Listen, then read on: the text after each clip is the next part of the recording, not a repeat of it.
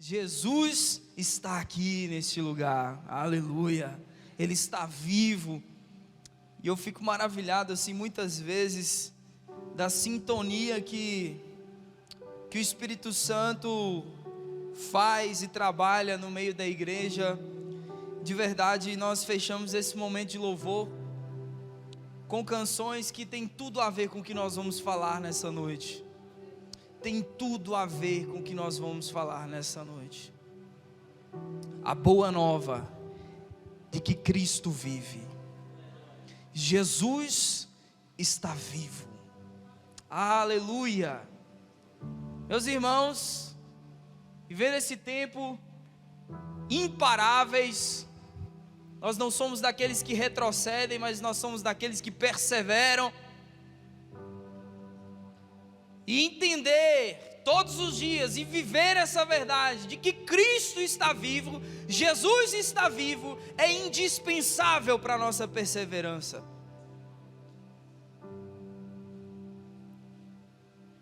Nós temos vivido tempos incríveis aqui, palavras poderosíssimas, temos trabalhado algumas chaves e ferramentas para a perseverança dos santos, perseverança da igreja do Senhor Jesus. E meus irmãos, essa verdade precisa rasgar o nosso coração e marcar os nossos dias de que Ele está vivo. Uma igreja que persevera, que vai até o fim, é uma igreja que entende e crê e vive todos os dias como se Ele estivesse vivo. Nós não fomos chamados, irmãos, para vivermos como se Jesus estivesse morto. Não é apenas mais uma história, não é apenas mais um conto ou uma fábula, não. Como dizem em Romanos, o Evangelho, esta boa notícia de que Ele vive, é poder de Deus para a salvação de todo aquele que crê. Não apenas o Evangelho como uma boa notícia de que existe perdão, existe uma nova oportunidade para nós, mas o composto, o conteúdo deste Evangelho, que envolve tantas outras coisas: a redenção, a justificação, a santificação, a expiação, a morte, a ressurreição de Cristo Jesus. Tudo isso, meus irmãos, é o que sustenta as nossas vidas, é o que sustenta a nossa fé. Falando um pouco sobre isso, eu quero levantar nessa noite aqui a ressurreição de Jesus, a verdade de que Ele vive, Cristo está vivo. Não faria sentido, meus irmãos, se nós estivéssemos aqui nessa noite sem que Cristo estivesse vivo, porque o que sustenta a nossa fé é a vida de Cristo. O que nos mantém de pé, nos mantém vivos, é a vida de Cristo. E portanto eu quero meditar com vocês o final da carta aqui de Paulo aos Coríntios, 1 Coríntios capítulo 15. Nem cumprimentei vocês, né, irmãos? Meu Deus, boa noite, igreja. A presença de Deus está tão forte aqui que eu esqueci de cumprimentar o povo. Boa noite, meus irmãos. A paz do Senhor. Você pode desejar a paz do Senhor para essa pessoa que está do seu lado aí, e você receba essa paz. Diga amém, meu irmão, eu recebo essa paz. Aleluia. Meus irmãos, preparem-se que nós vamos ler um pouquinho essa noite essa carta, 1 Coríntios capítulo 15, que tem como título a ressurreição de Cristo. O Evangelho não é somente sobre uma boa notícia de que há oportunidade para nós, de que tem redenção, tem perdão de pecados, mas o Evangelho também, meus irmãos, é uma boa notícia de que Jesus está vivo. Jesus está vivo. E no Evangelho, embora nós carreguemos a mensagem da cruz, ela não tem mais valor. Nós podemos igualar o valor dessas duas mensagens nessa noite. A mensagem da cruz tem muito valor, mas a mensagem do túmulo vazio também, meus irmãos. No Evangelho, a mensagem da cruz tem o mesmo valor da mensagem do túmulo vazio. O Evangelho é completo, é a morte de Cristo e vida de Cristo. Portanto, queria meditar com vocês nessa noite. Leiamos o verso 1. Irmãos, venho lembrar-lhes o Evangelho que anunciei a vocês, o qual vocês receberam e o qual continuam firmes. Por meio dele vocês também são salvos. Fala assim, olha só. Por meio dele também vocês são salvos, se retiverem a palavra, assim tal como preguei a vocês, a menos que tenham crido em vão. Se vocês têm guardado o evangelho que eu ministrei a vocês, este evangelho é poderoso, é poder de Deus para salvá-los e sustentar a salvação de vocês. É isso que Paulo está dizendo aqui.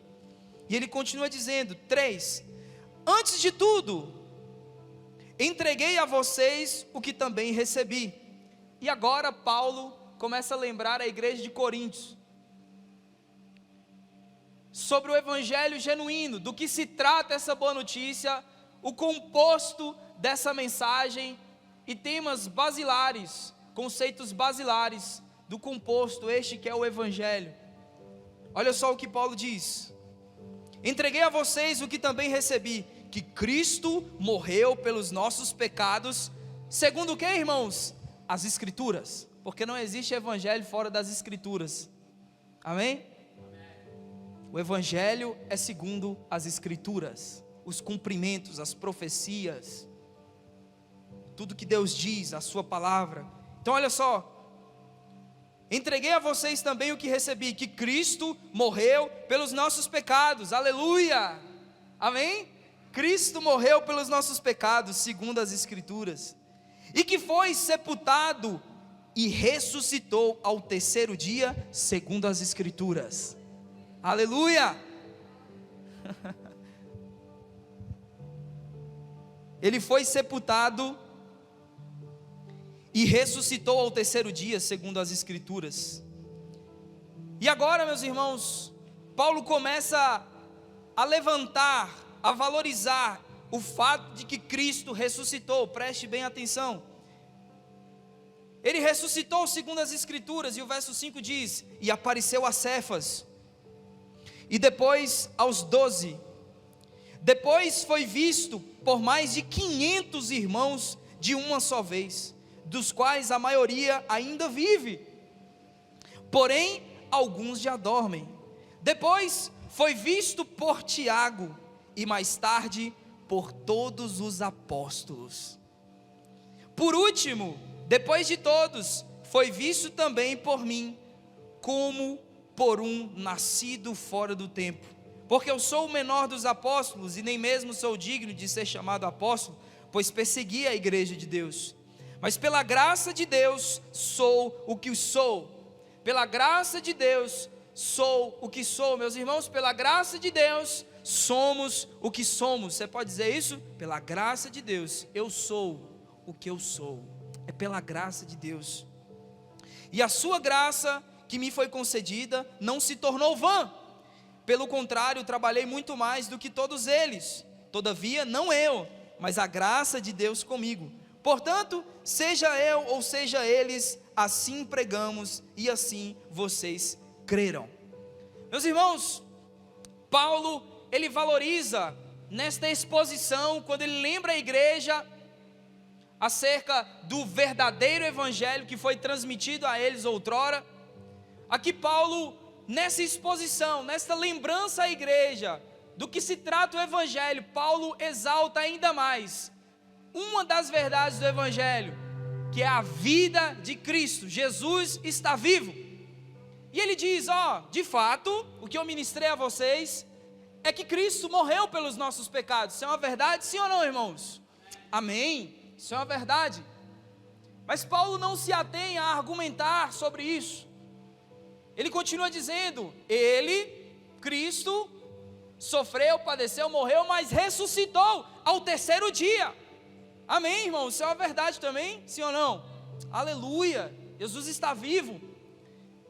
E Paulo fomenta, ele começa a argumentar sobre a vida de Cristo. Olha só, meus queridos, Jesus morreu pelos nossos pecados, ressuscitou ao terceiro dia e está vivo, porque ele se apresentou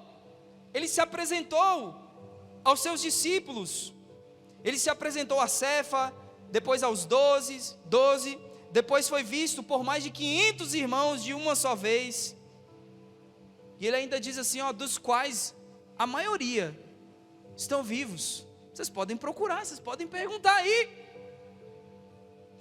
E ele continua dizendo, foi visto por Tiago, e mais tarde por todos os apóstolos, e por último, eu que estou ministrando, lembrando vocês este evangelho verdadeiro, de que Jesus está vivo, eu vi Jesus vivo, meus olhos viram a vida de Cristo, ele ressuscitou. E Paulo, meus irmãos, quando ele começa aqui neste capítulo 15, ele fala um pouco, lembra aos irmãos sobre o evangelho verdadeiro, sobre a vida de Cristo, sobre a ressurreição de Cristo. E isso nada mais é do que uma introdução para um problema que Paulo queria resolver nesta ocasião aqui. E isso se encontra no verso 12. O verso 12 diz assim: ora, se o que se prega é que Cristo ressuscitou dentre os mortos, como alguns de vocês afirmam que não há ressurreição dos mortos? Aqui, Paulo apresenta um problema. Ele introduz, lembrando a igreja acerca do verdadeiro evangelho, da vida de Cristo, e ele apresenta um problema aqui para essa igreja e para nós nessa noite. Olha só, se o evangelho que nós pregamos diz, e nós provamos disso, que Jesus está vivo, como alguns de vocês estão dizendo entre vocês que não existe ressurreição dentre os mortos? E por mais que aquela igreja seja composta de gentios, irmãos, naquele tempo, eles não descriam da transcendência da imortalidade da alma. Isso para os gregos era bem fácil de se crer, de se apegar, tomar isso como verdade. Mas de que o corpo, a matéria, se tornaria a vida, talvez fosse uma questão difícil para aqueles crentes. E meus irmãos, não, Cristo, sobre o qual nós estamos fundamentados, ele não ressuscita apenas como espírito, como a alma, mas um corpo. É por completo a ressurreição de Cristo Jesus, não apenas de alma, de espírito, mas de corpo presente. Um corpo que se apresentou aos apóstolos, aos discípulos. O corpo que mostrou as suas marcas. Olha aqui, Tomé, olha as marcas. Mostro o meu lado para vocês também, que foi perfurado. Um corpo que no mar da Galileia, ao se encontrar com os discípulos pescando outra vez, comeu peixe lá na praia, e ao engolir o peixe não caiu no chão, irmãos. Foi para o estômago, amém? É um corpo de glória, o qual Cristo, ele ressuscita de alma, espírito e corpo, por completo. E alguns irmãos estavam com essa dificuldade, e Paulo já denuncia aqui: meus irmãos, olha só, a nossa fé é fundamentada na ressurreição dos mortos. A nossa fé tem como fundamento que Cristo ressuscitou dentre os mortos. Esse tipo de pensamento de que ressurreição dentre os mortos é uma falácia, isso enfraquece a fé da igreja, e vamos ainda mais, isso não sustenta, esta fé não pode salvá-los. Meus irmãos, se nós acreditamos que Jesus não está vivo, como nós estamos salvos? A morte de Cristo proporciona o caminho, o perdão dos pecados, mas é a sua vida que sustenta a fé. A morte de Cristo, ela abre o caminho para a salvação, mas é a vida de Cristo que sustenta a salvação. E Paulo, ele começa a argumentar sobre isso aqui. Vamos ver? Olha só. Como alguns de vocês afirmam que não há ressurreição dos mortos? Verso 13. Se não há ressurreição de mortos, então Cristo não ressuscitou. Se não há ressurreição dos mortos, então Cristo não ressuscitou. E olha só, meus irmãos, sistematicamente, vários problemas começam a surgir quando esta igreja não crê na ressurreição dos mortos. Paulo apresenta, se não existe ressurreição dentre os mortos, Cristo não ressuscitou. E se Cristo não ressuscitou, é vã a nossa pregação. Opa, mais um problema aqui. E é vã também a fé que vocês têm. Outro problema. Além disso, somos tidos por falsas testemunhas de Deus, porque temos testemunhado contra Deus, que Ele ressuscitou a Cristo, ao qual Ele não ressuscitou. Outro problema. Se é certo que os mortos não ressuscitam.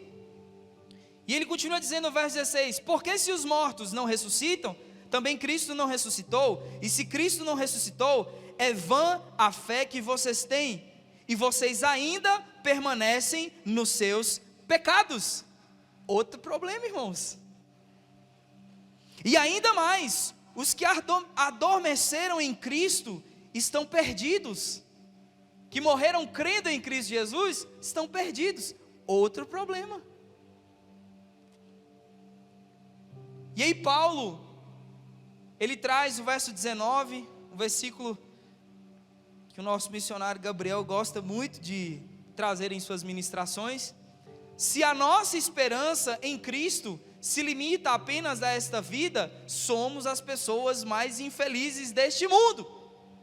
E talvez você entenda melhor este versículo essa noite, porque Paulo está construindo aqui, meus irmãos, uma argumentação sobre a ressurreição dos mortos e sobre a vida de Cristo. E Paulo começa assim, meus irmãos, se vocês estão crendo que não existe ressurreição dentre os mortos, se vocês acreditam, alguns de vocês acreditam, que não existe ressurreição dentre os mortos, nós temos um problema. Porque se de fato não existe ressurreição, Cristo não ressuscitou. Nós temos um problema, se não existe ressurreição entre os mortos, Cristo não ressuscitou. Outro problema que nós temos também, se Cristo não ressuscitou, vã é a nossa pregação de que Ele ressuscitou, sim ou não? E ele suscita mais um problema, e se é vã a nossa pregação, também é vã a fé que vocês têm na nossa pregação. E nós temos mais um problema, não para por aí. Se não existe ressurreição dentre os mortos, nós estamos dando falso testemunho contra Deus, porque nós estamos dizendo que Deus ressuscitou Cristo dentre os mortos. Nós estamos indo contra Deus, falando mentiras. E não para por aí, temos mais problemas também. Se não existe ressurreição dentre os mortos, Cristo não ressuscitou. E assim vocês permanecem em seus pecados, ou seja, vocês permanecem condenados, perdidos. Está vendo aqui, irmãos, o quanto a vida de Cristo, a verdade, o fato de que Jesus vive é importante para nós? Porque se Jesus não vive, nós estamos perdidos, irmãos. Nós não estamos salvos, nós estamos indo para a destruição. Mas porque Cristo vive, sim, nós somos salvos. Sim, nós somos participantes da glória de Deus. Sim, nós estamos indo para o céu. Sim, nós somos salvos. Sim. E Paulo continua dizendo: olha só, se Cristo não ressuscitou, vocês permanecem num estado de condenação. Problema gravíssimo. Outra coisa, se Cristo não ressuscitou, se não é verdade essa mensagem, os que creram, que morreram em Cristo, também estão perdidos. E no apogeu dessa argumentação, meus irmãos, Paulo solta essa: gente, se a nossa esperança se limita apenas às coisas dessa terra, a esta vida aqui na terra, nós somos as pessoas mais infelizes do mundo. Sabe o que Paulo está dizendo, meus irmãos? Igreja, se a esperança de vocês se limita apenas essa terra, se a esperança de vocês, o composto da fé de vocês, não acreditam na ressurreição dos mortos, na vida eterna com Deus, em corpo, um corpo de glória, nós estamos falidos. Nós somos as pessoas mais infelizes, porque nós estamos crendo errado, com a expectativa de algo que não vai acontecer. Nós somos infelizes. Tudo, meus irmãos, olha só, se Jesus não está vivo, tudo isso aqui é uma perda de tempo. Se Jesus não vive, se Cristo não vive, peguemos nossas coisas, fechemos as nossas Bíblias, e voltemos para casa. Vamos assistir Faustão, que é melhor. Nem sei se passa Faustão ainda. Passa? Não passa. Glória a Deus. Mas colocaram uma coisa melhor no lugar? Não, eu sei certeza que não.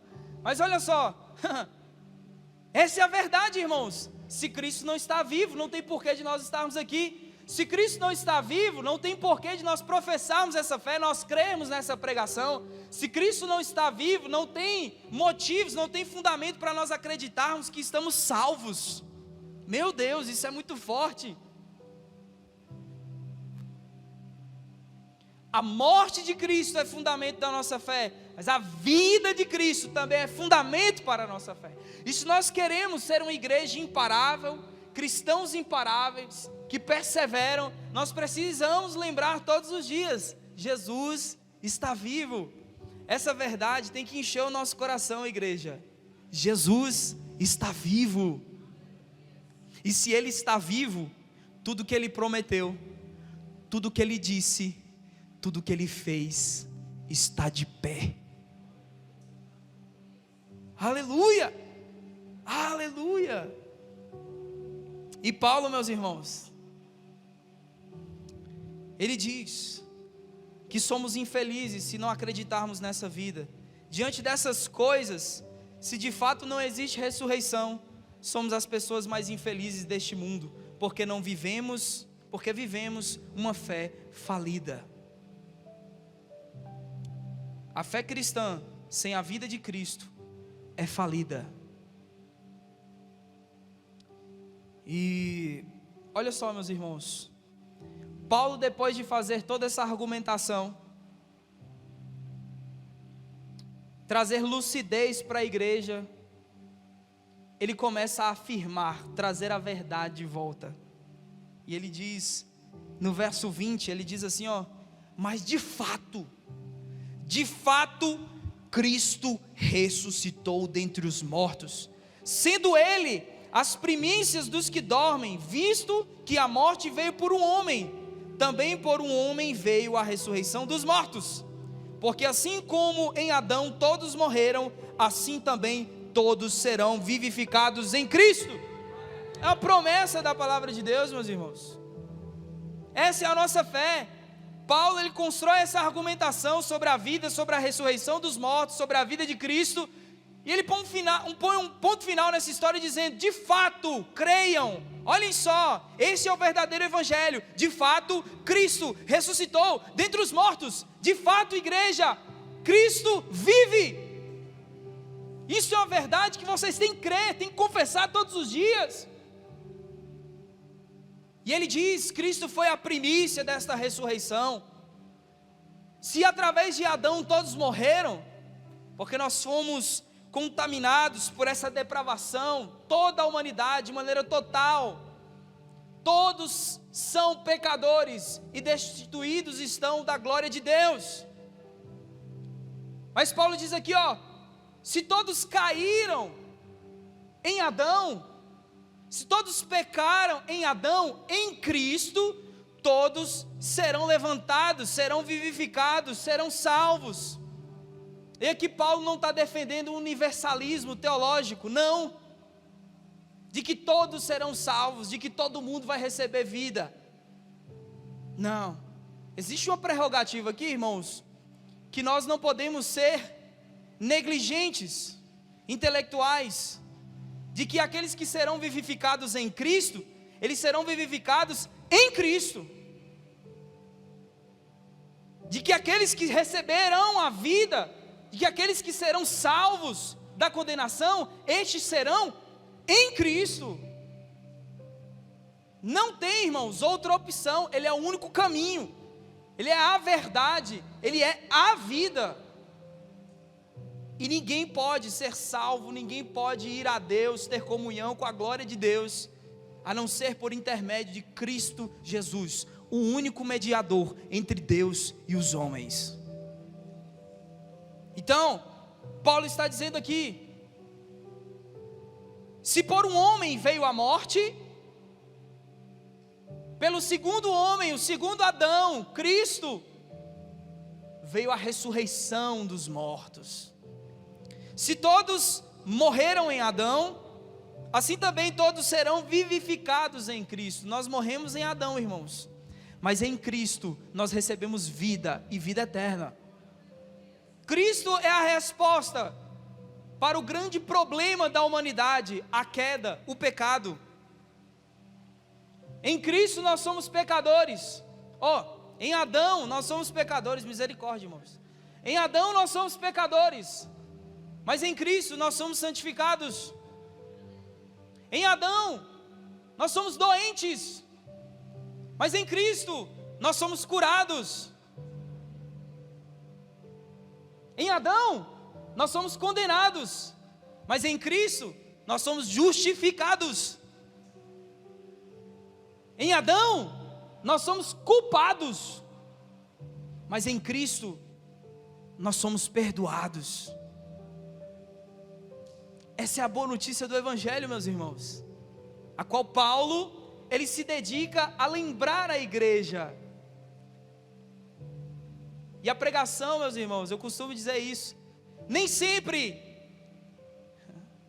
é sobre algo novo, uma novidade, sobre aprendizado, algo que você não sabia, mas a pregação do Evangelho também é uma ferramenta de lembrança para a igreja.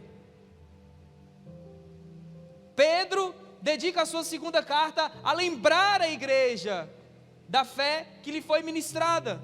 Paulo aqui nessa ocasião também, olha só, eu quero lembrar vocês, porque pensa num povo esquecido, irmãos, somos nós. Pensa num povo que é tendencioso para esquecer que Jesus está vivo todos os dias, somos nós. É mediante o Espírito Santo que nós conseguimos e somos lembrados. Inclusive, este é um dos papéis do Espírito Santo. Ele lembrará vocês tudo que eu ministrei.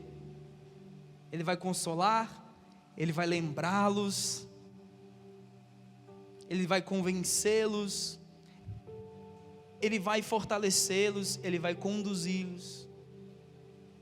Ele é outro consolador. Do grego parakletos, aquele que é colocado ao lado. Ele é outro auxiliador. Nós não podemos nos esquecer dessa verdade, irmãos. E olha só, Paulo continua dizendo aqui, irmãos, no verso 32, ele diz assim, 29, ele volta à questão da morte, da ressurreição dos mortos. Ele diz assim, de outra maneira, que farão os que se batizam por causa dos mortos? Se de fato os mortos não ressuscitam, por que se batizam por causa deles? E por que também nós nos expomos a perigos toda hora? Olha só, Paulo evoca aqui os sofrimentos missionais de sua carreira cristã. Ele diz aqui, ó: se não existe ressurreição dentre os mortos, por que também nós nos expomos a perigos toda hora? Dia após dia morro. Eu afirmo isso, irmãos, pelo orgulho que tenho de vocês em Cristo Jesus, nosso Senhor. Se como homem lutei em Éfeso contra feras, qual foi o meu proveito? Se em Éfeso eu lutei contra feras, fui perseguido, estou para lá e para cá pregando o evangelho, que proveito tem isso se Jesus não está vivo? É a mesma indignação aqui, meus irmãos, nessa noite. Que proveito tem a gente pegar o microfone aqui, levantar as nossas mãos, cantar, vir à igreja, se Jesus não está vivo? Que proveito tem isso? Que proveito tem a caminhada cristã se Jesus não está vivo? De fato Ele está, mas eu te pergunto nessa noite: que proveito tem a vida cristã se você vive como se Ele estivesse morto?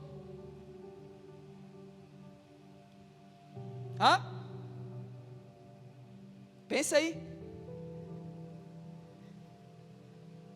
Que proveito tem este culto se nós cultuamos a Ele como se Ele estivesse morto?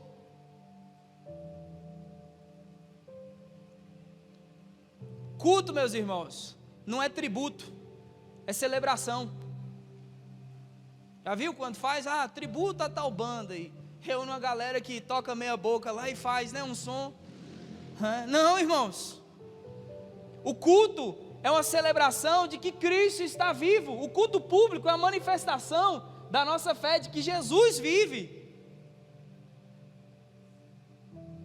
De que proveito tem, irmãos, nós termos em nossas redes sociais lá escrito cristão, se as nossas postagens são como se Ele não estivesse vivo?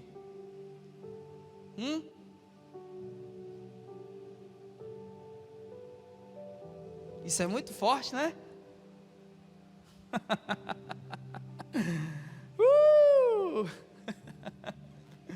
Meu Deus do céu.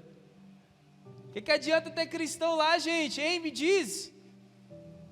Se nosso comportamento nas redes sociais é um testemunho com a nossa vida de que Ele não está vivo, é um problema, com certeza. E Paulo diz aqui: se Cristo não ressuscitou dentre os mortos, se não existe ressurreição dentre os mortos, é em vão a pregação. Por que eu estou sofrendo essas viagens missionárias aqui? Por que eu tive os meus diplomas, todas as minhas conquistas como esterco? Por que eu abandonei a minha vida de fariseu? A autarquia, o clero religioso daquele tempo? Porque eu menosprezei até a minha titularidade romana, em detrimento do que me foi proposto? De nada vale, meus irmãos, esta vida, a vida cristã, se Cristo não vive. E ele continua dizendo aqui, ó: se os mortos não ressuscitam. Isso é muito pesado. Olha só o que Paulo diz: igreja, se os mortos não ressuscitam, comamos e bebamos, porque amanhã morreremos. Se de fato não existe ressurreição dentre os mortos, se de fato Cristo não vive, para que a gente está aqui, gente? Para que, meus irmãos, eu pergunto para vocês, tanta renúncia contra o pecado? Para que, meus irmãos, tanta renúncia quanto à nossa agenda de se engajar-se à igreja local? Para que, meus irmãos, carregarmos uma cruz, sermos mal falados muitas vezes, taxados como quadrados? Para quê? Gente, se Cristo não está vivo, meus irmãos, vamos acabar com isso aqui, pedir umas pizzas, sentar, comer, porque amanhã a gente morre. Vamos fazer coisas normais, corriqueiras. Vamos nos envolver com as coisas dessa terra, se Cristo não está vivo.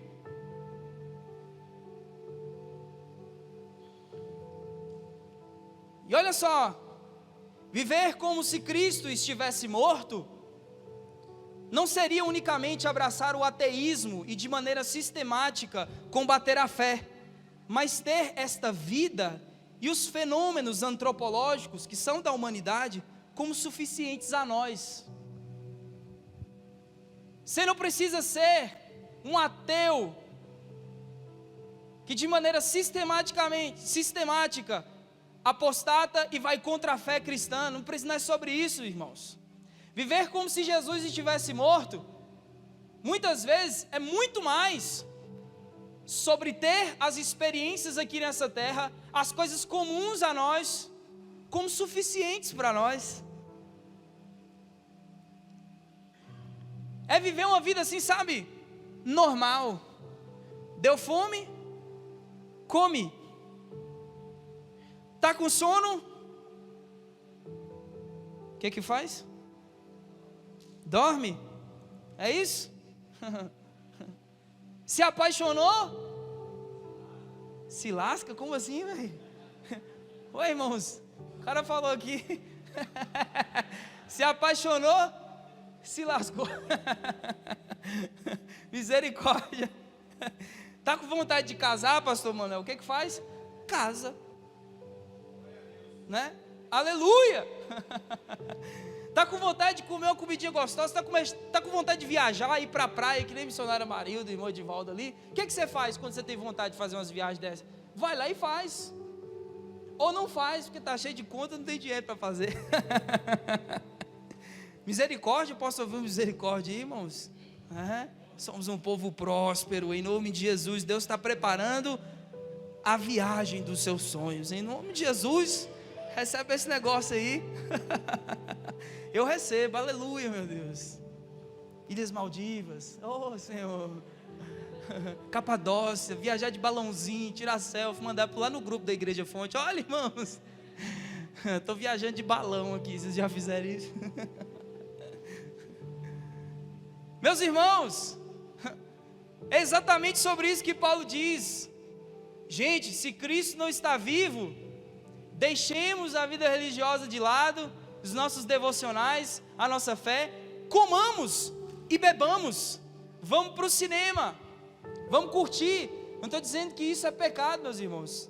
Não, nós temos experiências sim, humanas aqui, prazeres, alegrias, mas nós somos os mais infelizes se estes prazeres, essas alegrias terrenas forem suficientes para nós. Eu digo a você, meus irmãos, bom demais,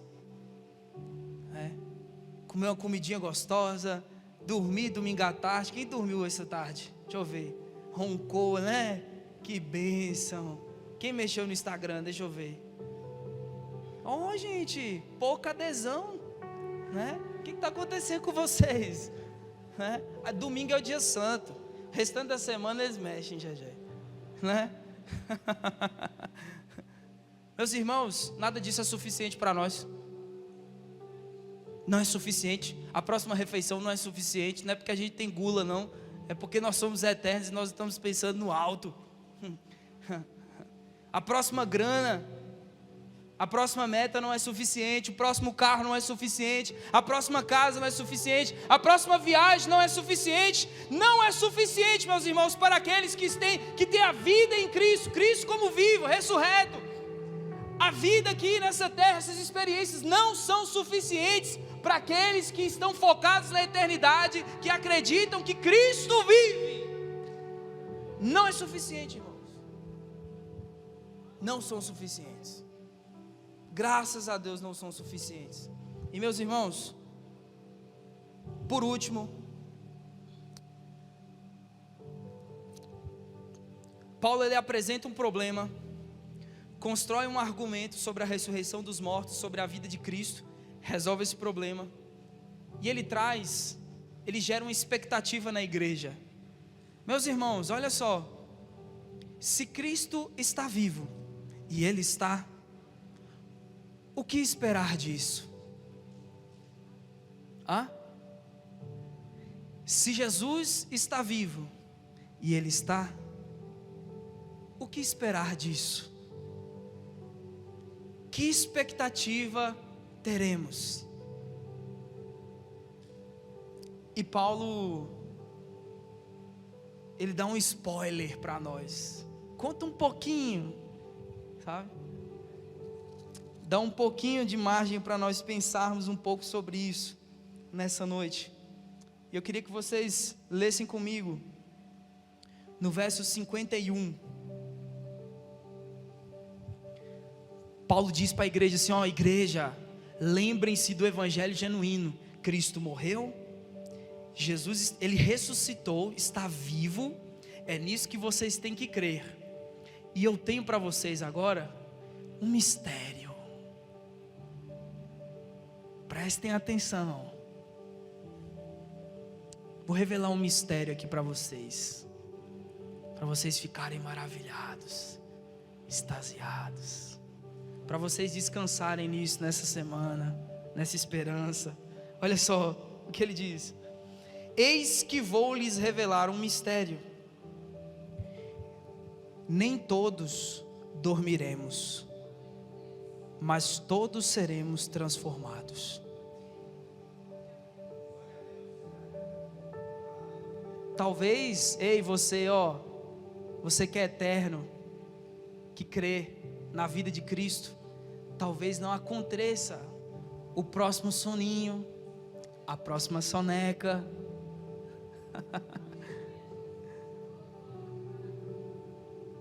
Se ao sair deste culto, meus irmãos, a última trombeta tocar, todos verão com os olhos abertos, de que Cristo está vivo. Ele vive. Nem todos dormiremos, mas todos seremos transformados. No momento, num abrir e fechar de olhos, ao ressoar da última trombeta. A trombeta soará, os mortos ressuscitarão incorruptíveis, e nós seremos transformados. Porque é necessário que este corpo corruptível se revista da incorruptibilidade, e que o corpo mortal se revista da imortalidade.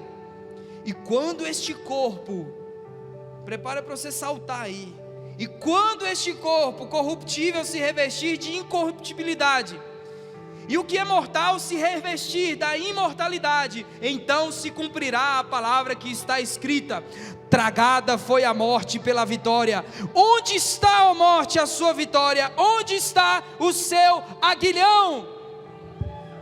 Onde está, ó morte, o seu poder sobre aqueles que agora são imortais? Onde está, ó morte? Onde está a corrupção? O seu poder sobre aqueles que são incorruptíveis?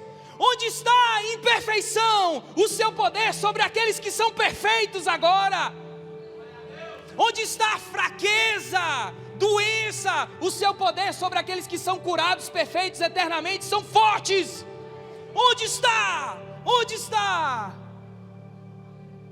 A morte, a última inimiga de Cristo, sabe como ela será derrotada, meus irmãos? Quando Deus operar em nós a imortalidade.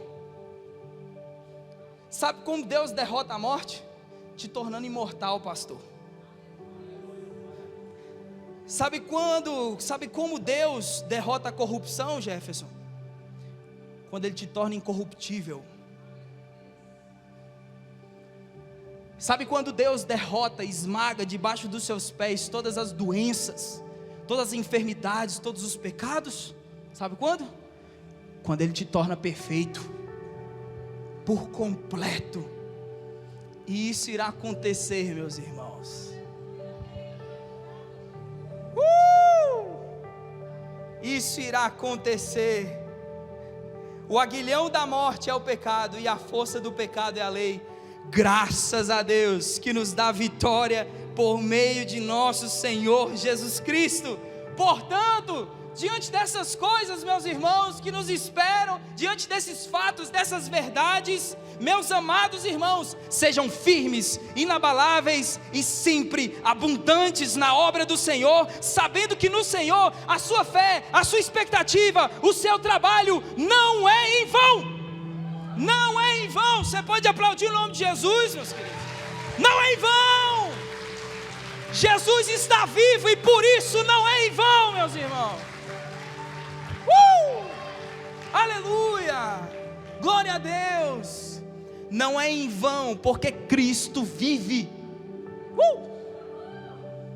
Não é em vão o seu labor, o seu sofrimento, a sua renúncia estes dias aqui, porque Cristo está vivo, e junto com a vida de Cristo, a você que me assiste aí, também está no canal do YouTube, junto com Cristo Jesus que está vivo, as suas promessas, tudo que Ele diz, a sua palavra permanece, está viva também. Cristo vivo é a garantia das nossas vidas, da nossa expectativa, da nossa esperança. Ele está vivo. Ele está vivo. E a igreja do Senhor que acredita que Jesus está vivo e de que as suas promessas também estão vivas, queria que você se colocasse de pé nessa hora. Nós queremos orar sobre isso.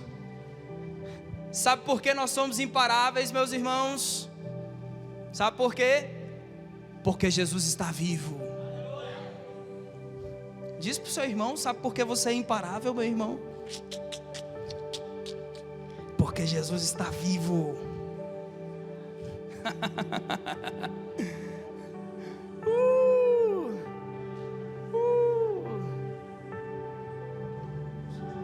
Nós amamos a mensagem do túmulo vazio.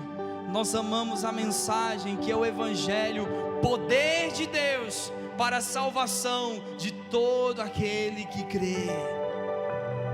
Lembra-nos, Senhor, lembra a tua igreja todos os dias de que o Senhor vive, que a tua vida, Senhor, prevaleça em nossos corações, que a nossa mente esteja sempre voltada, Senhor, para o que nos foi prometido, para essa esperança, que nós nos dias de aflições venhamos a crer, Deus, que o Senhor está vivo, e também nos dias de alegria, Senhor, nós lembremos que o Senhor está vivo, seja hoje, seja amanhã, todos os dias, que a nossa fé de que o Senhor está vivo esteja firme, inabalável, para sempre, porque de fato, Jesus ressuscitou dentre os mortos, e está vivo, de fato, Cristo vive, Cristo vive, aleluia, você pode dizer isso comigo? Cristo vive, 1, 2, 3 e...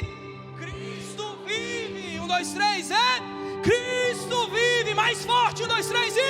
Cristo vive! Aleluia! Aleluia! Jesus está vivo. Glória a Deus. Podeis assentar, meus irmãos.